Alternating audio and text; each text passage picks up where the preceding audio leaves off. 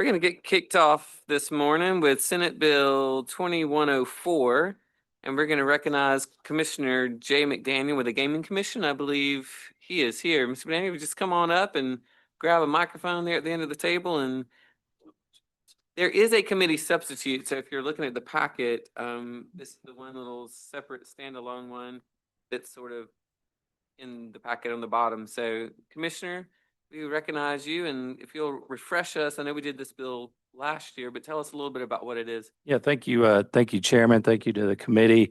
Yeah, this is a basically identical to the bill that this committee and the Senate passed last year. Last year it was Senate Bill 2510, passed overwhelmingly in the Senate. It's a criminal penalties bill. Right now, our gaming penalties are very light. They're misdemeanor penalties.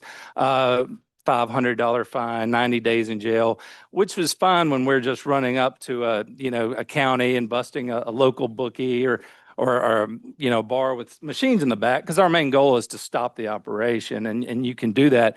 But with the proliferation of online gaming, we have bigger fish to fry. We have these companies that are basically running online gaming platforms, and misdemeanor penalties really just don't scare them away. Well, we need something where when we go to the attorney general or a district attorney, you're looking at a felony charge. And so that's primarily what this bill does. Is it doesn't increase the charge for someone just playing the game, but someone that's operating an online platform. It'd be a felony, $100,000 fine per conviction.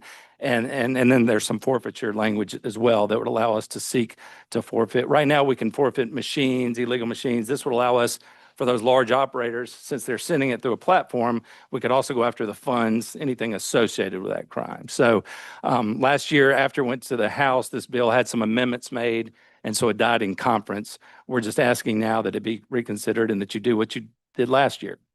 I believe the only difference in the language between the original bill and the committee substitute, as you referenced the online platforms, it is language that protects the platforms from being the one charged with the penalties, but going actually after the operator, not the platform that the operator is using. That's correct. The first section of this, of 9733-1, talks about, it still leaves the $500 per occurrence and the 90 days in jail for someone that plays or promotes gaming. But when you drop below that, if a person shall operate an online platform, if you're the company, and a lot of these are offshore, they're hard to get to. It takes a big case to build to go after them, and they're just not scared of a $500 fine. This puts a more significant cash fine as well as up to 10 years in prison. So that would be primarily who this would be used to get, almost exclusively, would be the operator of an online gaming platform. All right. I think Chairman Blunt was here earlier, but has he already stepped out? Okay. Yeah, I think he did. All right. Any questions for Commissioner McDaniel on this bill? Anybody? All right. For a motion? For the motion, all in favor say aye. Any opposed, nay? The ayes have it. Thank you all very much. All right. Now I think we have Commissioner Tyndall is in the house. We're going to skip down. He's actually got 3 bills on the agenda, and they are Senate Bill 2232, 2314, and the last one on the list, 2817. So Commissioner Tyndall, if you want to just go ahead and tell us about all 3 of your department bills, we'd love to hear from you. Thank you, Mr. Chairman. We've got 3 bills that we are brought forth to the committee this year, and we'll, I guess, start with Senate Bill 2232, which is our seatbelt fine and driver's education bill. Sorry. As y'all know, 2 years ago, y'all passed legislation that required, starting in 2027, every new licensee for a driver's license will have had to have graduated from a certified driver's education course, whether through a school or through one authorized through the Department of Public Safety. We've been gearing up for that and promoting driver's education. If you're not aware, Mississippi is routinely number 1 or 2 in the nation. Is that better? There we go. Mississippi is generally number 1 or 2 in the nation in teenage fatality rates. We have seen a drastic improvement since y'all passed that bill. I think we had just at 50 last year, where we had about 80 teenage fatalities 3 years ago. So driver's education is something that we're passionate about and something that y'all mandated be done across the state starting in 2027. That also included every high school in the state having a driver's education program. What this bill does is it increases the penalty on seatbelt violations from $25 to $100, and the funds for that going into 60% into the driver's training penalty assessment fund, another 40% going into the use of safety seatbelt education fund. All these funds, the intent would be to be diverted towards driver's education programs, both at our schools and through the Department of Public Safety. And so that's what the bill does. I'll be glad to answer any questions about it. But the intent is to provide better drivers on the roads of the state of Mississippi through driver's education, and providing the funds to both high schools as well as the Department of Public Safety to hold those classes. You've heard the explanation, Senator Hickman, for question.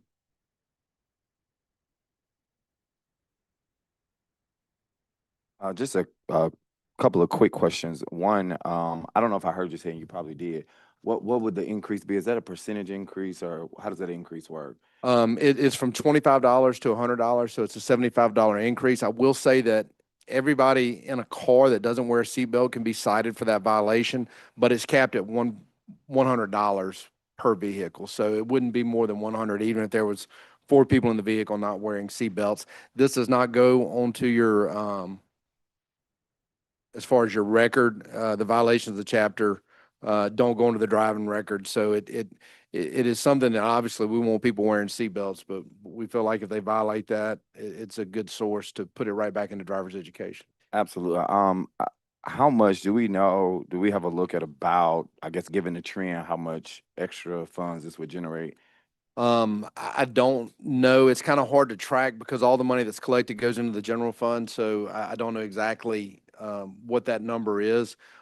We do believe that it'll generate enough. I think the Department of Education is requesting an additional $2 million to help fund driver's education programs across the state. So this is an effort to, I guess, divert some of those costs that they've requested through the Department of Education.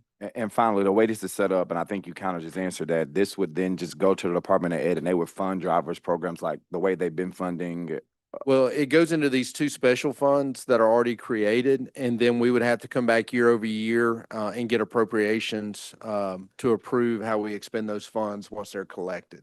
So it's still subject to the appropriation of the legislature once the funds are put in there, and then we could come back and tell you how we want to use it at schools or at our driver's education facilities. But that would be tagged for driver's education, and they would be divvied out through the appropriation process. Yes, sir. All right, thank you. Other questions? Yes, Senator McCon. All right, I'm just trying to clear this up in my mind. So $25 was our old fines. Where did that go? Was that straight into back to the agency, or where was that previously? I think all those funds, and the last count I had on criminal assessments that are collected across the state, including seatbelt violations and others, go into, some of it goes into local funds, and then another portion goes into the state general fund. And the last number I got is the state collects about $60 million a year in criminal assessments and penalties that go into the state general fund. Well, I'm not really worried about overall. I'm really wanting to know about our seat belts, because I do understand that we're just taking away, Lord forbid, home rule is going to show up here in a minute, because you're taking away locals percentage going at $25, and then now you're moving it into a whole different fund. Have you run this by any of the MML folks or anybody else that's out there on what's going to be the impact? I have not. And again, I can try to get those numbers for you, so we'll know the exact number we're talking about, the $25 that collected. I don't think I would have as much trouble with the fact that we're taking the additional increase and sending it into another, but I don't think we should be messing with the first $25 because it's already out there. It's working through the system as it is. You've got the officers, you've got everything happening there I mean, that little bit of funding, it ain't much. That $25 ain't much, but I do think at some point, maybe we shouldn't totally destroy the little bit that's going back to communities that are actually. Yes, sir. And I'd certainly be amenable to any sort of suggestions on that end going forward that would keep that $25 and maybe the $75 would go towards these two drivers' education funds, so. I'd just have to see what the rest of the committee wants on that. I mean, because that's an idea I have out there, and I would like to see that, but I'd rather hear some more discussion before I drop an amendment out there on that. Mr. Chairman, if I may, I can get you that data and maybe that'll help impact your decision and we can work together and maybe propose amendment if it moves forward on the floor. I can work with you on that. Yes. All right, any other questions for the commissioner? If not, for a motion? Heard the motion, all in favor say aye. Any opposed, nay. The ayes have it. All right, Commissioner, next bill. The next bill, Mr. Chairman, we'll do your legislation, Senate Bill 2314. I would say this is a relatively easy bill. It's really just a cleanup of some of our driver's license statutes. As many of you know, in 1938, the Mississippi Highway Patrol and Driver Services were kind of created at the same time and together. So a lot of the language on our driver's license statute still refers to the Mississippi Highway Safety Patrol. This just kind of cleans some of that language up to say driver's licenses. There's also, and I'll go through each of the things with you. It just cleans up some old language that was in the statute.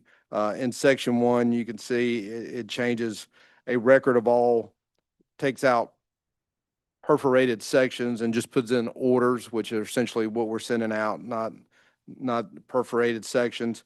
In section 2, it deletes kind of some direct requirements of our DL examiners on things that they just don't have to do anymore with the digital technology we have. Sign receipts and things of that nature. It deletes, again, language that we really don't do anymore. It changes Mississippi Highway Safety Patrol to Department of Public Safety as it refers to some of the special funds that are collected so that we can utilize them across the agency, pretty much like we do now. Section 4, I don't know if y'all know this, but I'm getting evicted. The Lieutenant Governor has told me I have to April 1st, and he's given me an eviction notice to get out of our headquarters building in Jackson. So we'll be in Pearl instead of Jackson. So it's just cleaning that up, that the commissioner will be not necessarily in Jackson anymore, our headquarters there. You go to section 5, we're having to utilize certified mail. It just says that we can use first class mail instead of certified mail. Also allows us, if the people will provide it, notification by duly issued mobile identification so that we can give people either email or text notices if they so choose. And that's pretty much an explanation of that bill. I'll be glad to answer any questions about it if anybody has any. Good explanation, any questions? Yes. Thank you, Mr. Chairman. Thank you, Commissioner. The mail issue, first class mail, in delivering notices or what I may not have kept up with you. It's notices, yes, sir. So the driver's license suspension notices that go out that have a 10-day response time per the statute would fall out of certified mail into, First class. okay. We probably need to look at 10 days. Cause with all due respect, the United States Postal Service, the way I understand the statute is you are governed by the date on the letter, not even the postmark, which now we've changed the postmark rules as well. I don't have an amendment or anything, but let's talk about that a little bit because it's a little unfair to receive a notice 10 days after the date of the letter because you got it first class mail. And I agree with you. I mean, I think, and again, utilizing maybe digital notices, and maybe they have to do both if they send it first class mail. Thank you. Thank you, Mr. Chairman.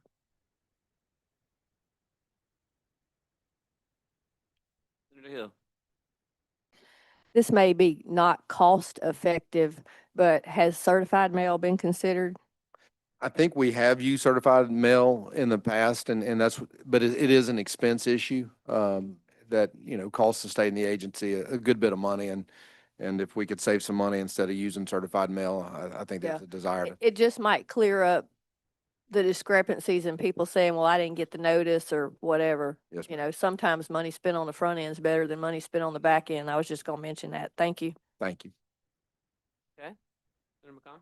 Just to This mobile identification, so how would that work on the notification do you pull it up? Do y'all have an automatically entry you can submit in there that goes across the front of their license? It's on the mobile. I've never messed with those, Commissioner, and forgive my ignorance on that, but how would that work? Because it says by notification made to a person's duly issued mobile identification.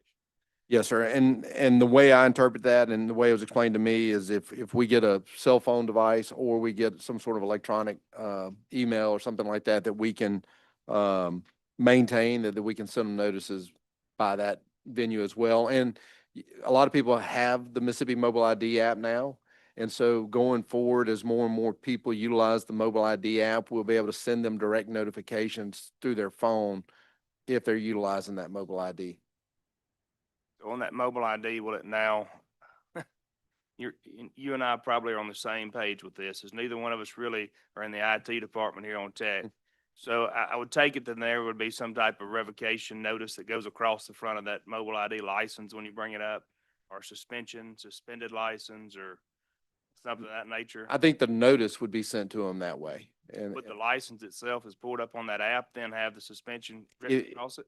if your license gets suspended and almost immediately, sometimes people get their license suspended, they still have their driver's license. But if you have the mobile ID, it's going to notify you that you don't have a valid license and won't allow you to upload that license. But this would be, if you opted into that, only if you opted into having that mobile ID, correct? Yes. Thank you, sir. All right, any other questions? Senator Hickman?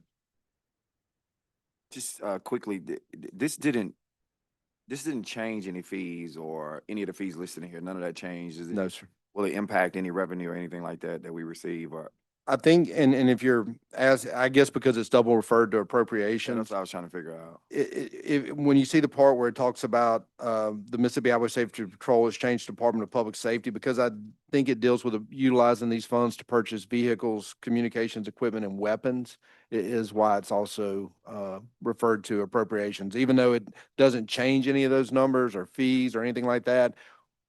How they're assigned to the agency instead of a specific division being across the whole agency, I guess is why it's at appropriations too. So we would probably be, I'm guessing, and I'm just trying to get a grip on this, we would be deleting a certain fund and putting it all in one place or whatever. Because I think you're saying you're listed under two different names. So something was going to one special fund, and so Right. this would be maybe combining funds or deleting a place, or It was going directly to the Mississippi Highway Safety Patrol because they used to oversee driver services. Now it would just go to the Department of Public Safety as a whole instead of one division that no longer oversees the driver services division.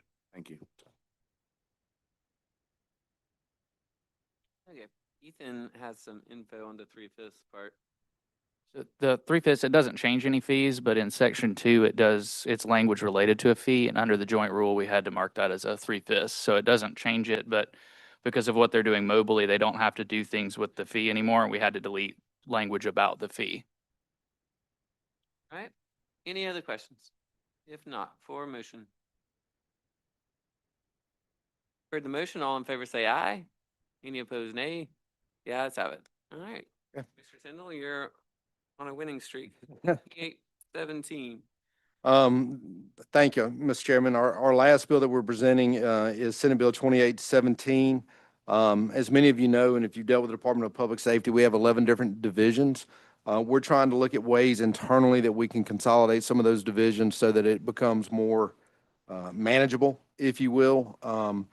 Our directors at the Mississippi Bureau of Investigation, Mississippi Bureau of Narcotics, got together and had a proposal to create a new Mississippi State Bureau of Investigations that would consolidate underneath it the Bureau of Narcotics, the Bureau of Investigations, the Mississippi Office of Homeland Security, and our forensics lab. And so the goal is to, instead of maybe one day having 11 divisions, we have 4 or 5 divisions at the department, consolidating those budgets. And I'll give you one example why I think that's important. Colonel Pitts was going through some of our grants. We were spending $25,000 for NBI, NBN, and I think maybe Homeland. I can't remember. It was 3 of our different divisions. They were all paying $25,000 for the same program, that if we just would have bought one of them, it just would have been $25,000.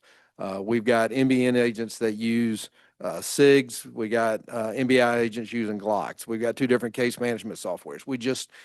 we're spending a lot on different pieces of equipment that we could jointly buy together and have one piece of equipment. So the goal is consolidation and cost savings, also to help the agents in the field with more of a single chain of command versus having district captains for NBN, Homeland, and MBI. So we're trying to consolidate that. I think from a career perspective, it gives an opportunity for an agent not just to have to work officer-involved shootings their whole career or drug cases their whole career, but they can kind of broaden the spectrum of what they're doing across the board. So that's what the first part does in section 1. And again, the directors of NBI and NBN came together and thought that the State Bureau of Investigations would be a way for the future.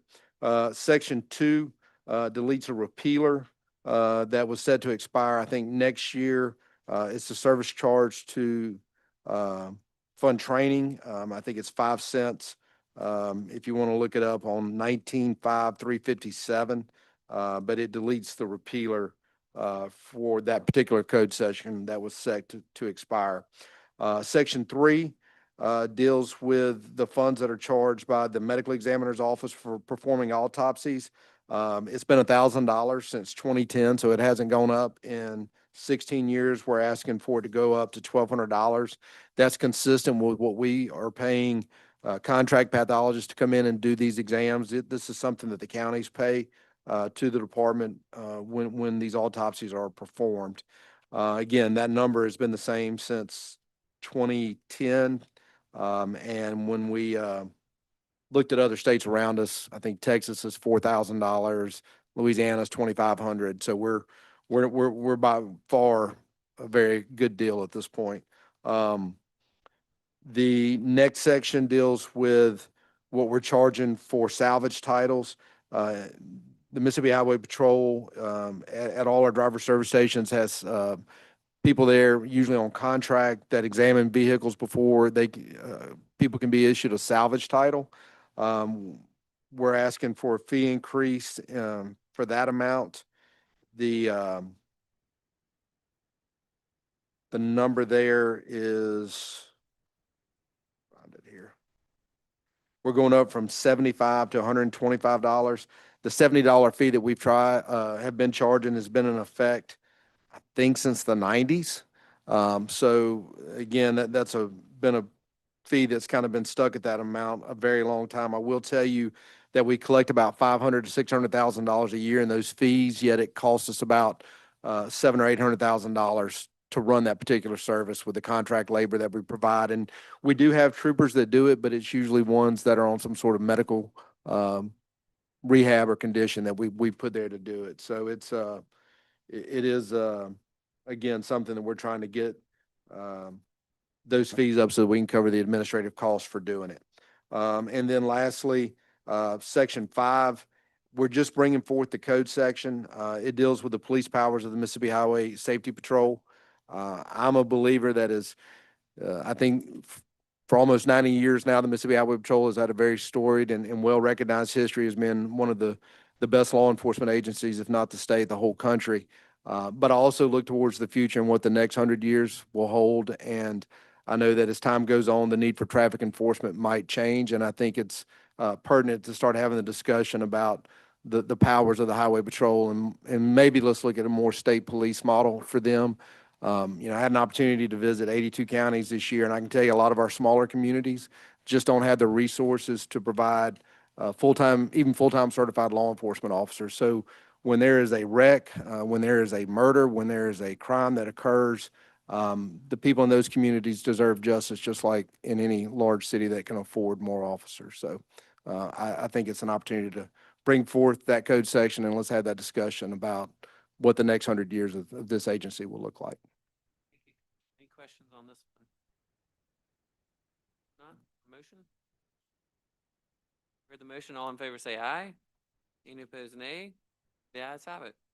Thank you, Mr. Chairman. Commissioner, we appreciate you. Appreciate you. All right, we're gonna go over to Senator Hill and look at Senate Bill 2230. He has that one, I believe, next. I think it's your bill. Yeah, that's my bill. Thank you, Ms. Chairman. Senate Bill 2230 just builds on a bill that we passed, I think, 2 years ago regarding electronic warrants. I have had my justice court judges from several areas asking to extend those electronic warrants to misdemeanors to include but not limited to a protection order or any misdemeanor. And that would be just for efficiency of law enforcement, especially in large geographic counties like mine. Somebody's on the Stone County line and they might need a blood warrant or a protection order. They'll have to drive all the way back to Picayune to the judge's house, paying for the gas, the time that the officer could be responding to something else. So this is just something that they asked to extend that electronic warrant so that they could utilize that on the things that they deal with on a daily basis to save money and be more efficient.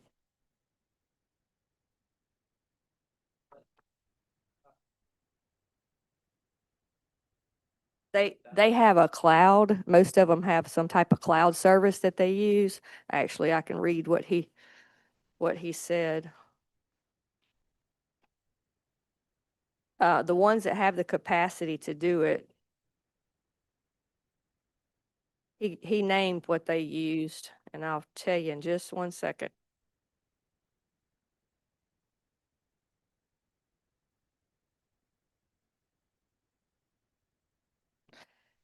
Says they're using Cloud Gavel now, which they can use for all the stuff that they do, and they could use that for the transmission of that.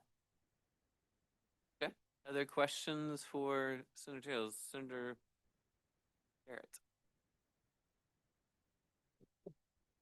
Thank you, Mr. Chairman. And I don't know if this is a question as much as to piggyback something Senator Hill's talking about, and that's efficiency out in the field for law enforcement. I've had multiple requests regarding misdemeanor warrants that Mississippi opt in or enact a misdemeanor warrant management system. It may shock a lot of people to know that we do not have one. And I'm gonna use Kemper County as an example, okay? But if I live in Lawrence County and work in Lincoln County, but and I have a warrant from Kemper County for domestic violence, Lincoln and Lawrence County, my home counties may never know about it. And it's shocking when you learn that, and people in law enforcement have came to me and asked me about this misdemeanor warrant management system. And I just throw that out there while we're talking about cloud-based warrants. I think it would be something to explore certainly in the future. People can go through roadblocks and have a warrant out of a county that they don't visit a whole lot. Maybe they got charged there and they go right through the roadblock. And That's why we see these DUIs, people arrested somebody for DUI in one county, and then the next county, if it's a misdemeanor DUI, they come through there and they still think it's the first or second, and it might be actually the third or fourth. So I think that would clear some of that up too. And as the chairman knows and the vice chair knows, on the felony aspect, we have, I guess, a national database. And I just think it may be something to explore in the future with misdemeanors so they can take it full advantage of the statute. Thank you, Mr. Chairman.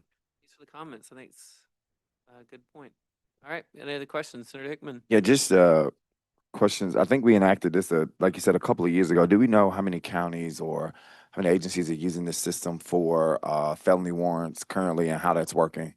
I could not answer that. Maybe some of these attorneys in here that work in the court system could answer it, but from what I gather, it's pretty widespread because it's saving them a lot of time and money. Senator Sparks. Thank you, Mr. Chairman. They're certainly using them. When you get to the misdemeanor level, they'll probably use them more. I've had some pause with the electronic warrants, even though I know it's a cost saving and it's a convenience, is, that warrant is to protect your Fourth Amendment rights against a seizure of your body, to go to jail or those type of situations that would lead you to go to jail. I would like to follow up at some point and see, is everybody using some type of communication? Because I know, and I believe the statute requires that the facts and circumstances of which your warrant is based on must be transmitted as part of this warrant request. My concern is, and I run into this in the courtroom, the smell of marijuana is not a basis for a warrant in a lot of cases because we have a medical cannabis program. So I think that sometimes what I want to avoid is that you get a text message to say, hey, Judge, I need a warrant, and you get a warrant. So, at the felony level, it's much more serious. At the misdemeanor level, it's a lesser crime. So, I have no problem with continuing it, but I agree with Senator Hickman that we do need to kind of know what we're seeing, if there are any issues that we need to beef up, making sure we're protecting those Fourth Amendment rights. But then to go back to Senator Barrett's point, it all goes back to technology and communication and putting things out there. We have some felony warrants that we don't put on the nationwide system because it's too expensive to go get them. And, those are legitimate concerns. So I appreciate your effort in trying to help them be more efficient. But if they're going to have the tool, utilize it, but utilize it as instructed. But thank you, Mr. Chairman.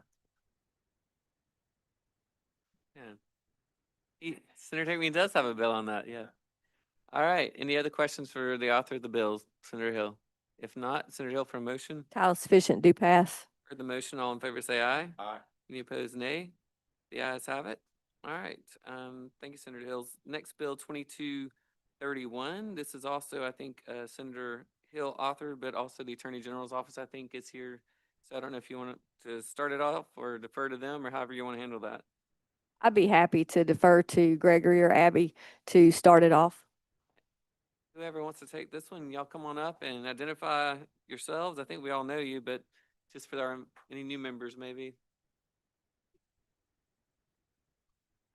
Thank you, Mr. Chairman, and thank you, Senator Hill, for authoring this meaningful piece of legislation for the Attorney General. I'm Abby Overby. I'm in the Opinions and Policy Division at the Attorney General's office. Gregory and I work closely together and have for the last several years on priorities of the Attorney General. And the piece of legislation, Senate Bill 2231, that's in front of the committee today is essentially a piece of anti-trafficking legislation.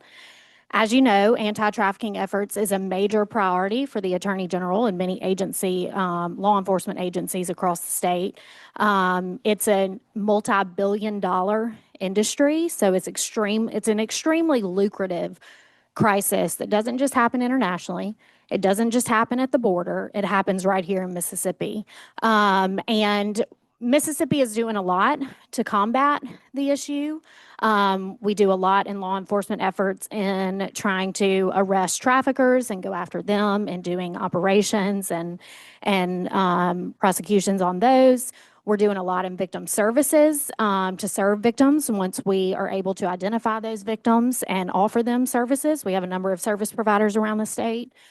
We're doing a lot to educate the public on what human trafficking is, that it's going on around here, and how you can report it, how you can identify it, and what you can do to respond to it in your everyday life. And the big piece we're missing here is that if there are no buyers of commercial sex, there is no market for human trafficking. There is no market for commercial sex. There is no victimization in this realm if there are no buyers. And so what the Attorney General is asking for the legislature to do is to follow Texas's lead in making a first offense of procuring prostitution a felony. The first offense currently is a misdemeanor, subject to up to $200 fine, up to 6 months in the county jail. And second and subsequent does become a felony with a heightened penalty. But this isn't a deterrent. It's a slap on the wrist. Arguably, buyers are paying more for the actual services than they are when they're actually caught for this crime. And it is a crime. It's already a crime in Mississippi. Mississippi's already said, we're not going to tolerate this in our state. But what's happening is buyers are being arrested, charged with a misdemeanor, a minimal fine, probably no time in the county jail. And then a year later, they're expunging these crimes. And as the committee has discussed this morning, keeping up with misdemeanors for subsequent offenses, and being aware of those, this is a stackable offense. How do we know if you're arrested in one county for this and you've been caught that time, you get caught in another county? How do we know to stack that? Beyond that, that's just the time you got caught. Victims in this situation are victimized by buyers over and over and over again. You'll hear stories about women that have Johns lined up outside the hotel room, have a list of them coming in. And we're talking about just the times that folks are getting caught for this crime. And so what the Attorney General is asking you to do is to mirror the penalty for promoting prostitution for those that procure it. Currently, you're charged the penalty for promoting, so not even actually violating the victim in this way. You are penalized at a higher level than you are if you actually commit the procuring of prostitution. And so in Section 1 of this bill, we would make the first offense of procuring prostitution, or the legislature would make the first offense of procuring prostitution a felony, subject to a $5,000 fine, and or imprisonment in the custody of MDOC for not more than 2 years, or both, which is already the felony part of this penalty. And then second or subsequent violations would mirror those for promoting prostitution as well. A second or subsequent would be punished by a fine not exceeding $20,000 or imprisonment in the custody of MDOC for 20 years, or both. So what Mississippi would be saying if they pass this legislation is, we've said it's not welcome here, it's still happening, and we mean business. We're not letting this happen anymore. And so the second part of this bill is just something that goes along with that. It's practice that's already done by law enforcement agencies upon arrest. You know, a lot of these crimes are perpetuated on private properties, at hotels, things of the like. And so the second piece would just give law enforcement and the explicit authority to impound the vehicle upon arrest. They do this a lot. There's no forfeiture piece. They're not forfeiting their vehicle. It just allows them to remove the vehicle from the property so as not to become a public nuisance to the private property owner. Arguably, they already have. And so that's what this bill does today. And I welcome any questions, Mr. Chairman. Thank you for the explanation. Senator Hill, did you want to add to that? Yeah, I would also like to add that, you know, Dr. Edney has this huge campaign trying to make awareness of the skyrocketing syphilis rates in the state of Mississippi. And if we can reduce the demand for commercial sex, we're going to reduce also the demand for somebody to be treated for all these skyrocketing STDs that the health department has actually paid thousands of dollars in advertisements over. You know, like Abby said, we either want to be serious about it or we don't. Texas even goes a step farther, and I know this from a personal story. They put them on TV when they arrest them and impound their car for a first offense, because unfortunately, a friend of a friend saw her husband on TV, and that's how she found out he was soliciting a prostitute. So Texas means business with this. It's been good policy in Texas, and that's, you know, if we're serious about knitting the fabric of society back together, reducing STDs and reducing the demand for commercial sex trafficking, then I think this is a great tool in the toolbox to do. All right, questions? Senator Sparks. Thank you, Mr. Chairman. Abby, the crime of felony procuring prostitution already exists in the law, doesn't it? It does. We didn't talk about that. We did not. All right. Felony prostitution on a first offense, procuring, if the victim, in this case, if it's crime, is under the age of 18. Is that not the law currently? It's not what we're dealing with today. That's a separate section of this, if I'm understanding your question. Already is. Might have a felony procuring prostitution statute on the books already. We do. Under 18. If somebody's under the age of 18, someone who procured prostitution of someone under the age 18, it's already a felony, correct? Correct. Yes, sir. So have we considered, and I know the conversations about human trafficking, I listened to Tim Tebow speak the other day, about some of the work that he does with traffic victims. I don't think anyone disputes that worldwide trafficking, it's horrendous. It's an issue. It's in this state. I think the data shows that the worst offenses occur around the largest events, such as the Super Bowl, such as things like that. I mean, we literally have where money is, we see this trafficking issue.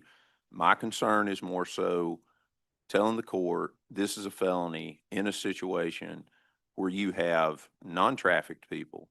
You have an issue that is immoral, if we will, maybe. It's the oldest profession, I think, is how it's referred to oftentimes. But I don't have a problem with making the first offense a felony or a misdemeanor. I just have a hard time with saying this is a felony absent the fact patterns you're presenting, because obviously under the fact patterns you're presenting, we would want an enhanced penalty even if the person was over the age of 18. That's kind of been my concern, because I also have a bill that addresses expungement, and procuring is in there, but now you're changing the definition of procuring to be all procuring as a felony under this bill, which would then make that bill change its stated purpose, because its current stated purpose is based on the way the law reads today, that a felony prostitution procuring charge would not be expungible, but as contemplated by the author, it was under existing law. If this goes in the law, it will change, will it not? Yes. Senator, can I take your question in two parts? I'll address the first part first about the idea that, there may be fact patterns that don't necessarily lend themselves to human trafficking. Is that your thought process on that? That's fair, yes. Okay. I'll tell you from our office's standpoint, and I confirm this with our deputy, we do not see that. We do not see that we are working or rescuing and recovering victims that are not being controlled by a trafficker or promoter, if you will. But like I said, the Attorney General works with victim service providers as well. I got some testimonials from them about, can you give me, we can all speculate how people end up in this situation. But can you give me some real life testimonials of why your clients are now in your care? We're subject to this crime and are now in your care. And it oftentimes starts as a child. So these buyers weren't caught when they were victimizing a child. And beyond that, a lot of them engage in professions where you might see them in establishments. So arguably they're working on their own. They've chosen this lifestyle, but their stories tell something different. They were taken there by family members. They were groomed and manipulated by family members, and they found their only way to survive. So while in that moment, there may not be a trafficker directing their every move, but their circumstances as a child into adulthood have victimized them to the point where it's do or die, and this is what they're used to. This is what's normal for them, and this is how they know to make a living. And so I would just argue, or I would ask the committee to just consider that even though there may not be a trafficker involved in every situation, which again is not the experience of our office, there are many other things that have victimized and perpetuated this manipulation of their mind to get them in this situation. And so I would just say, it would be far-fetched. We live in Mississippi. We don't live in Nevada, where it's legal. With all due respect, I think it would be far-fetched and I'm not trying to put words in your mouth. So but for a woman to be in this situation on her own accord. For the second part, I had talked to Gregory about this because I appreciate you authoring our expungement piece of legislation. I look forward to continuing working on that. You may not remember because it was kind of an aside in our conversation because that bill is dense. It's doing a lot and it's good stuff. I mentioned that we would have this bill with Senator Hill about making buying a felony. To answer your question in short, you're correct. It would change the context, if you will, of what we're doing in the other bill, because we would go straight to a felony, which is what we're doing, making that non-expungible. But I think that's still important because Mississippi has already said second and subsequent offenses are stackable. And just like we've discussed here today, even regardless of whether the first offense is a felony or a misdemeanor, we've got to know that this person has perpetuated this crime habitually so that we can stack these charges. And if we allow felony expungement of procuring prostitution in one jurisdiction and then they're caught, doesn't mean they've only perpetuated the crime one more time, but they're only caught one more time in another jurisdiction. How do we stack that offense? I think it's the same way that, as far as to answer your question, is NCIC carries database of expungements so that you do not receive two felony expungements. That's already the law, and I can assure you I've had expungements kicked back maybe when a client wasn't 100% truthful Honest. with me, that they've had a prior expungement. But I think you answered my question. I just, I have a hard time with judiciary because you talk about what your office sees. Sure. I'm assuming every crime in the state of Mississippi doesn't get forwarded to the Attorney General's office. A lot Fair of enough. local district attorneys prosecute, and they have some prostitution issue going on in their county. They run a sting, they round them up. That's I mean, I kind of agree with Senator Hill. Getting blasted on television might be worse than the felony, but If that's the legislature's prerogative, I don't think the AG would stand in the way. But I just wanted to make sure that we were fair to the committee, that felony Absolutely. procuring already exists. If somebody's under the age of 18, this would expand the felony, remove the misdemeanor in totality for any fee for service that would fall under this. Well, and there's already a felony for procuring prostitution, and maybe that was your point earlier, Yes. of an adult too. But It's yes, not just for the child. after Sure. first offense. Okay. Thank you. Thank you, Mr. Chairman. And if I may, Mr. Chairman, just one more comment. Senator, our intent is never to deceive the legislature, any of our bill sponsors and partners at the AG's office. And so I hope that that didn't come across that way. Certainly not. I do Okay. this all the time when somebody talks about what a bill does and there's something else in the statute already. I try to catch that. I think the chairman expects me to do that, but thank you. Senator Hickman. Yeah, just a couple of follow-up questions, kind of along the same lines. I think you alluded to in your testimony regarding this bill that one of the issues is that people are repeat offenders and we're not catching that in the system. Has there been any work done to first make sure that our systems are doing what they need to do and properly communicating? Because I've had instances, in particular, I think you mentioned DUIs. I've had instances where I'm defending someone and maybe it doesn't come up on the officer's computer system at that point. By the time we get to court, they're going to have a complete abstract of this person. They're going to know what DUIs they have, whether they got a non-adjudication, that type of situation.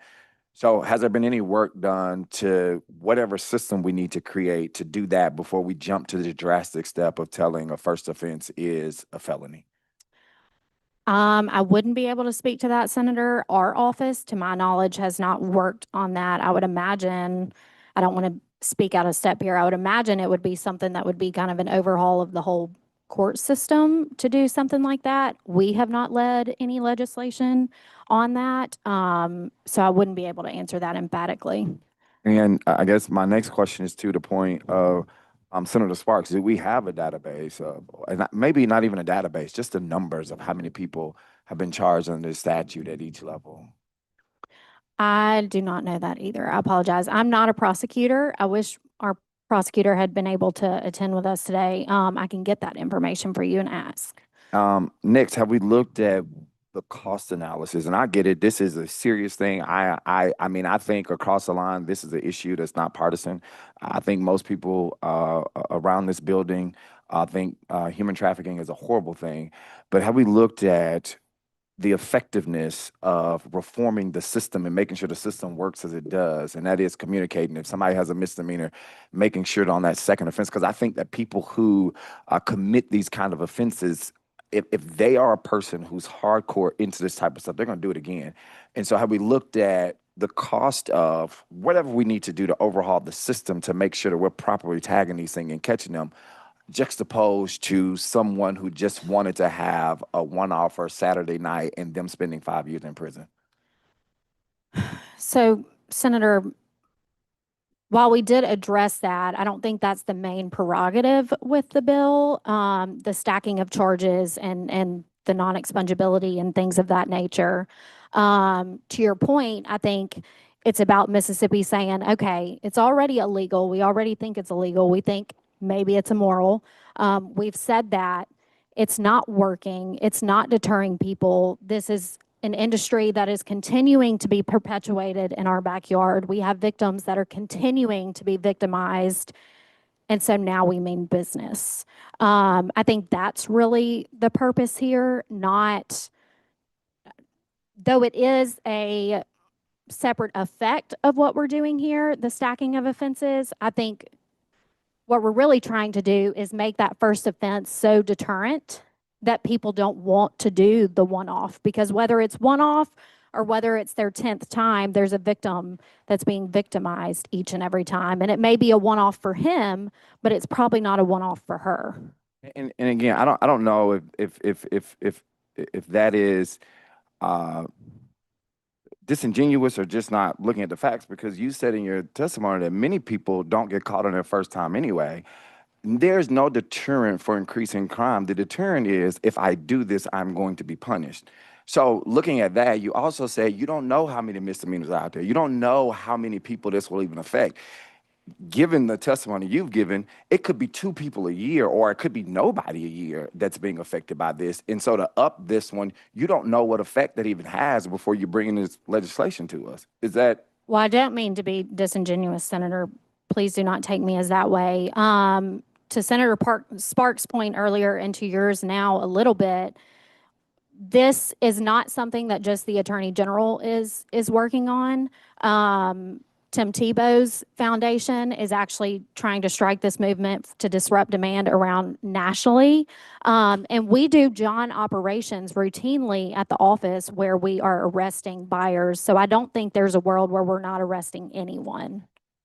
But to answer your question, I don't have a number. I can ask what that number is of how many Johns that we are arresting each year and how many people this might impact. I do not have that this morning. And I'm not, and again, I'm not upset about the legislation. I just think that I think that there are some things that we need to do to look into. I think we need more information. I think there are some things we need to do before we pass this. One of the things I think Senator Sparks mentioned that would make me consider giving us a closer look is if we said the first offense could be a felony or could be a misdemeanor, because again, human trafficking is much different than some other action that go on. That may be immoral, and we don't want to get into this. This is a touchy subject, so I don't even want to give hypotheticals. But human trafficking is something I think we all despise, and I think a court would be able to realize that and say, this is human trafficking, this is somebody who's done X, Y, Z. And typically, if you catch them on the 12th time, you have evidence that they've done it the other 11 times some type of way in your prosecution or whatever. I think that what we're doing here, if we're going to make a bold step like this, a costly step like this, and we're going to move this far, I just think we need more information. But thank you guys for all the work you're doing on this. If I can, At this point, obviously, we've got 2 minutes till sessions start. So I think what we will do, you want to rise and report, or you want to?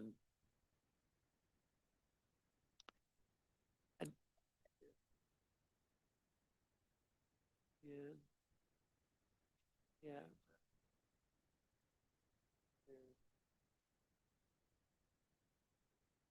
I have subcommittees at 10:30.